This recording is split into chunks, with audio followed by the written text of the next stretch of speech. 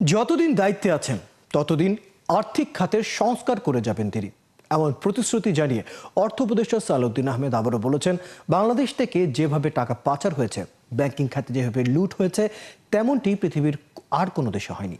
সকালে রাজধানীর মিরপুরে কৃষি ব্যাংক স্টাফ কলেজে এক অনুষ্ঠানে অর্থ উপদেষ্টা সালাউদ্দিন আহমেদ আরও বলেন, দেশের কৃষি বিপ্লবে কৃষি ব্যাংকের অবদান সবচেয়ে বেশি। অনুপ অধিকার তৌরের প্রতিবেদনে বিস্তারিত। রাজধানীর মিরপুরে অবস্থিত কৃষি ব্যাংক স্টাফ কলেজে গাছের চারা লাগিয়ে জুলাই পুনর্জাগরণ উপলক্ষে সকল ব্যাংক ও আর্থিক প্রতিষ্ঠান আয়োজিত দেশব্যাপী বৃক্ষরোপণ কর্মসূচির শুভ উদ্বোধন করেন অর্থ উপদেষ্টা। একই সাথে কৃষি ব্যাংকের 1000-এর বেশি শাখায় বৃক্ষরোপণ কার্যক্রম উদাহরণ হওয়া উচিত উল্লেখ করে উপদেষ্টা বলেন, কৃষি বিপ্লবে বাংলাদেশ কৃষি ব্যাংকের অবদান অনস্বীকার্য। তার উপরে অন্যান্য ব্যাংকের আর্থিক অসঙ্গতির তুলনায় কৃষি ব্যাংক ভালো অবস্থায় আছে। বৃক্ষরোপণটা এটা অত্যন্ত আমি সিগনিফিক্যান্ট।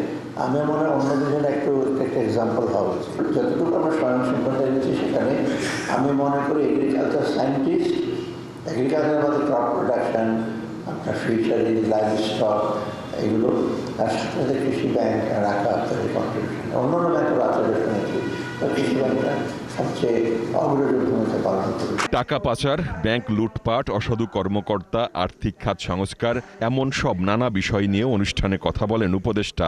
আমরা চাচ্ছি বাংলাদেশে কিন্তু আর কোনো বৈষম্য, আর কোনো অবিচার, অন্যায় আর করাপশন বিশেষ করে এইরকম অবস্থা কোথাও পৃথিবীর হয় না।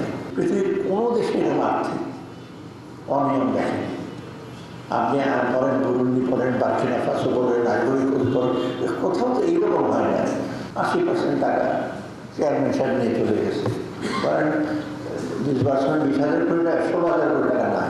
সেখানে আপনার টাকা আছে, আমার টাকা আছে। জীবন যেমন বহমান, সেরকম সংস্কারও বহমান। তবে আমরা কিছু যদি বেশি জিনিস করে যাব, সেটা কিছুদিনের মধ্যে ইতিমধ্যে আমরা শুরু করেছি, করে যাবে। অতএব এখানে আপনাদের সবার সহযোগিতা দরকার। কৃষি ব্যাংকের বিতরণ করা মোট ঋণের প্রায় 80%ই কৃষি ঋণ।